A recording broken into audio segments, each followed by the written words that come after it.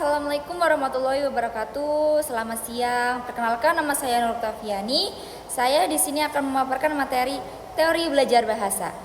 Sebelumnya, apakah di sini ada yang tahu bahasa itu apa?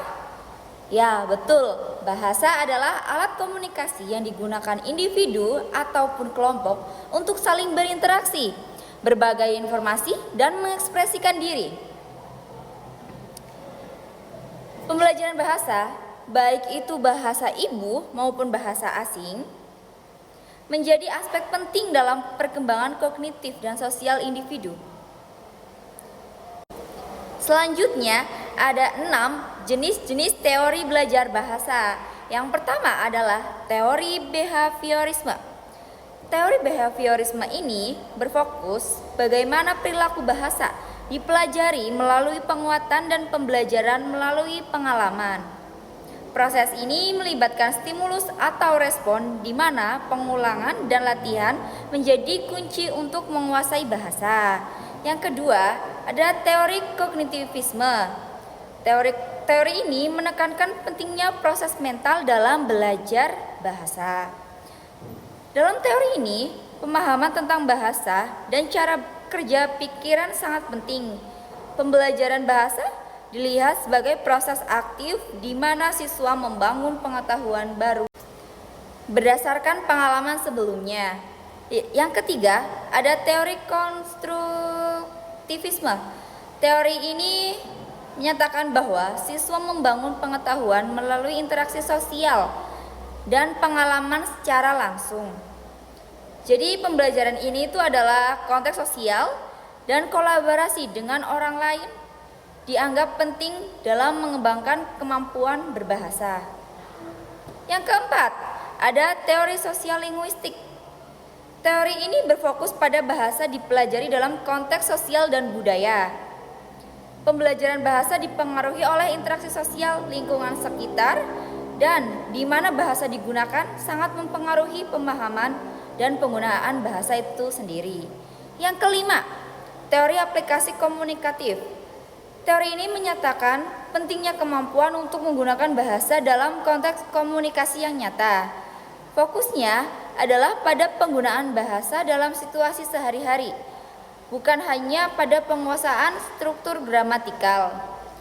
Dan yang terakhir ada teori pengalaman. Teori ini menyoroti pentingnya pengalaman langsung dalam belajar bahasa. Pengalaman nyata seperti perjalanan ke negara berbahasa asing atau interaksi dengan penutur asli dianggap sangat berharga dalam memperdalam bahasa dan penggunaan bahasa itu sendiri. Dan selanjutnya, perbedaan pemerolehan dan pembelajaran bahasa. Yang pertama, pemerolehan bahasa. Pemerolehan bahasa merujuk pada proses alami di mana individu, terutama anak-anak, belajar bahasa secara tidak sadar melalui interaksi dengan lingkungan sekitar mereka. Proses ini biasanya terjadi dalam konteks komunikasi sehari-hari dan melibatkan beberapa aspek seperti alami. Siswa belajar bahasa dengan secara tidak terstruktur. Yang kedua, sosial.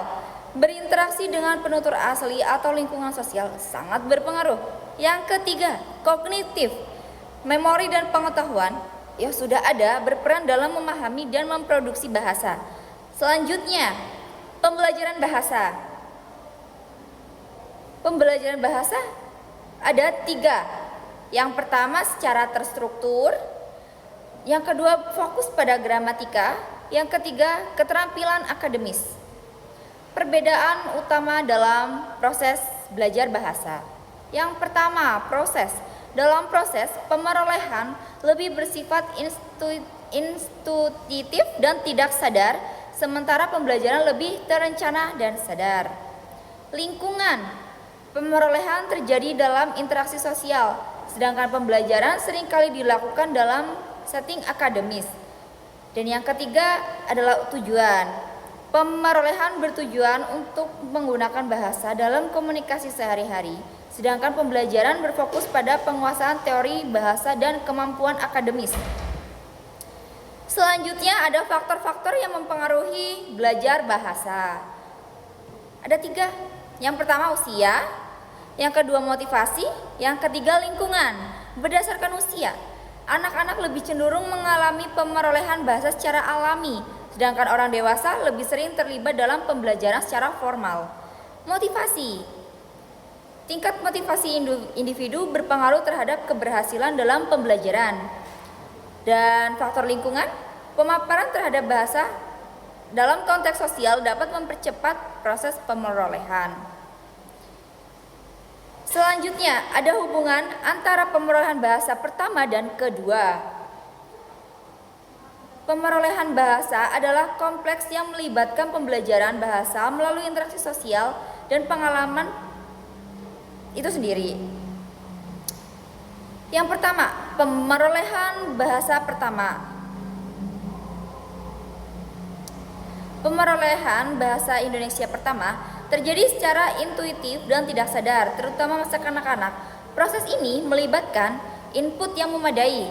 Yang kedua, perkembangan kognitif. Yang ketiga, imitasi dan penguatan. Selanjutnya, ada pemerolehan bahasa kedua. Pemerolehan bahasa kedua seringkali dilakukan melalui pengajaran formal. Meliputi yang pertama, metode pengajaran, yang kedua, faktor motivasi, yang ketiga, transfer dari pemerolehan bahasa pertama.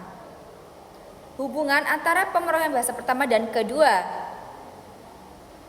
Yang pertama adalah transfer linguistik. Penutur sering mentransfer elemen dari pembelajaran bahasa pertama ke pembelajaran bahasa kedua, baik dalam hal kosakata, bahasa, tata bahasa maupun pengucapan. Yang kedua, keterampilan kognitif. Kemampuan yang diperoleh selama pemerolehan pembelajaran bahasa pertama, seperti pemahaman tentang tata bahasa dan penggunaan konteks, dapat mempengaruhi cara individu belajar bahasa kedua. Yang ketiga, ada pengalaman sosial. Lingkungan sosial di mana pembelajaran bahasa pertama diperoleh dapat mempengaruhi keinginan dan kemampuan individu untuk belajar bahasa kedua. Selanjutnya ada faktor-faktor yang mempengaruhi hubungan. Yang pertama, faktor usia. Anak-anak cenderung lebih mudah menguasai pembelajaran bahasa kedua. Sedangkan orang dewasa semakin sulit bagi mereka untuk memperoleh pembelajaran bahasa kedua secara alami. Yang kedua, motivasi dan sikap. Sikap positif terhadap pembelajaran bahasa kedua yang dipengaruhi oleh pengalaman awal dengan pembelajaran bahasa pertama dapat meningkatkan keberhasilan dalam pemerolehan pembelajaran bahasa yang kedua.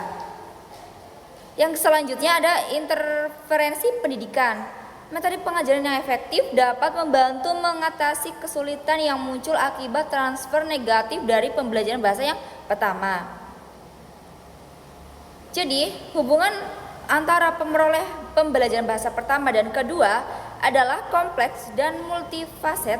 Pemahaman yang baik tentang interaksi ini penting bagi pengajaran bahasa karena dapat membantu pendidik mengembangkan strategi yang lebih efektif untuk mengatasi tantangan yang akan dihadapi oleh siswa. Baik, jadi kesimpulannya, hakikat bahasa merupakan alat komunikasi yang sangat penting dalam interaksi sosial dan ekspresi diri. Jenis bahasa dapat dibedakan berdasarkan konteks penggunaannya, seperti bahasa lisan, tulisan, formal, dan informal. Baik, cukup sekian pemaparan materi oleh saya. Apabila ada kesalahan, saya mohon maaf. Wabillahi taufiq wal hidayah. Wassalamualaikum warahmatullahi wabarakatuh.